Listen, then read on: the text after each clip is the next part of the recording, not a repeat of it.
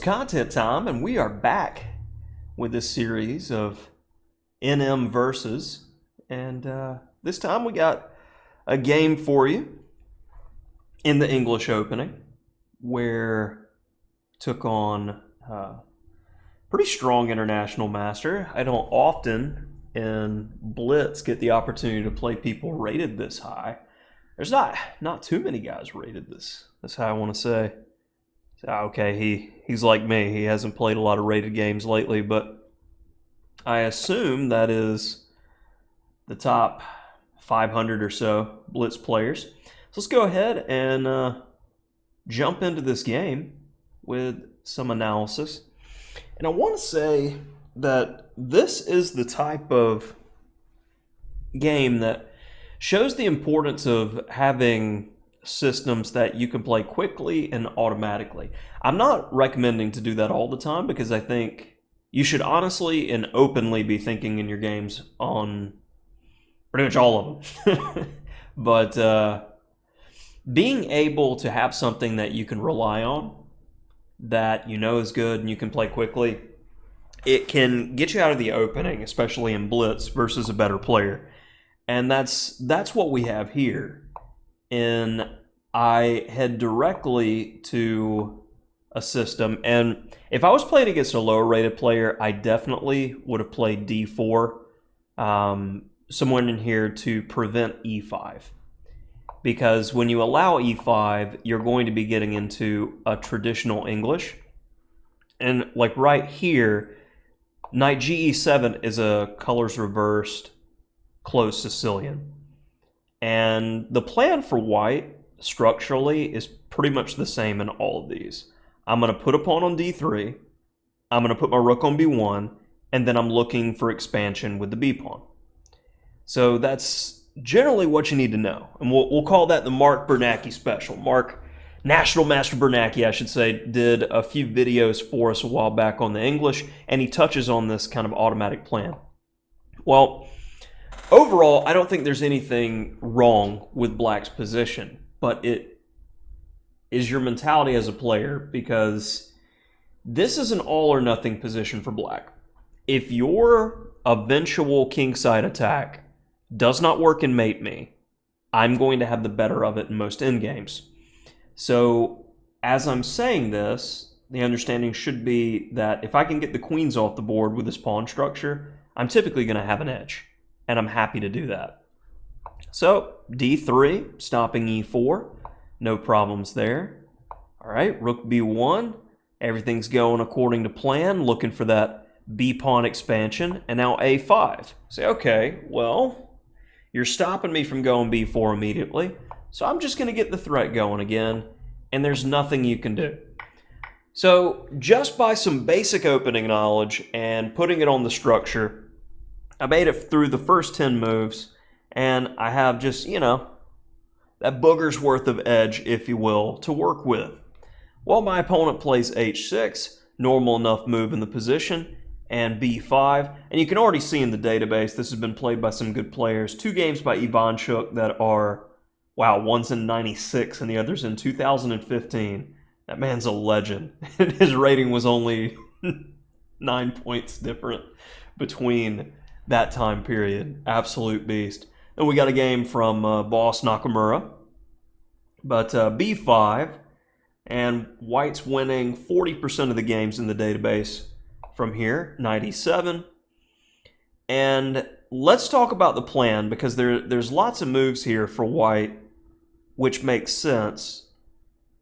But I remembered this point, theoretically, that when I analyzed this many years ago, that bishop b2 is the best way to go to cover your knight on c3 and to prepare an idea with rook a1 to challenge his rook on the open file. It should be noted that if they didn't go with this a5 move and they castled straight away, after b4, b5, a4, and then bishop a3, we get really great play with this c5 plan where everything gets undermined. So it just gives an overall how do you do, if you will. So coming back to the main game, bishop b2, I believe this is most accurate. And bishop e6 is the main line where rook a1 follows, and you get this type of position. Let's go ahead and turn on the engine there and get an evaluation. You know, white's got a little bit more than his first move edge, and black's got to go all out. But if you don't have rooks, how are you going to be able to break through an attack? So already I'm pretty comfortable here with white. I feel like in a practical game, white has an edge here. So coming back to the main game, after bishop b2, my opponent played c6, and the engine likes me taking immediately, followed by c5 to try to ruin the pawn structure, which honestly, I miss this. It makes a lot of sense. And this is where I was going with automatic play still. After bishop b2, I played rook a1. And after bishop e6, again, c5 breaks the structure, an important idea to keep in mind. I play queen a7 because there's not many things that can hold the b pawn, and black's position is already starting to unravel. So queen a8, this is a dream position for white, and rook b8 was best where black can kind of hold and flail for a bit, but I can improve over time, and I feel pretty confident that even though the engine's saying 0.1, it's going to be more than that, as it's much more difficult as black has touched, what, 6 of his 7 pawns here in many endgames, as there are going to be potential weaknesses. As we'll see, these potential weaknesses make the position fall apart for black quite quickly here. So bishop c8 and knight d2, eyeing all of the potential key squares. It's that light square strategy. And after d5, the eval just, black tried to do something, the pawn structure changed. Bishop a3. Now, this is going to be all she wrote. It's a matter of technique at this point. Takes, utilize that pin.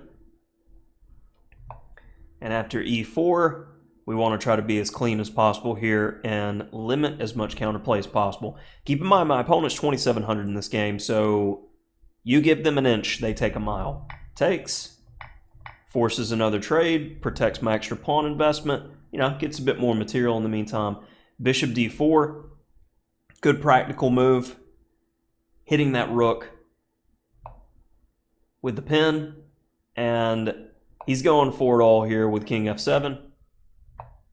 And on e3, I take a moment here to calculate some, because you don't want to get yourself into trouble and have any sort of back rank mates. So I play knight c4, not the engine's first choice, but I'm okay with that. King f1, and black would love to get his rook to the first rank. So that's the main plan. He's getting the pawn out of the way to get the rook to the first rank. And the reason I put the knight on c4 was so I could have e3, followed by taking the pawn. And there's nothing much that black can do. Still playing for mate here, understandably. And nothing doing, as it's mate and 8 in the position. And my opponent resigned. So hopefully you enjoyed this little lesson on the English opening. And like I said, 2,700, that's pretty ridiculously good.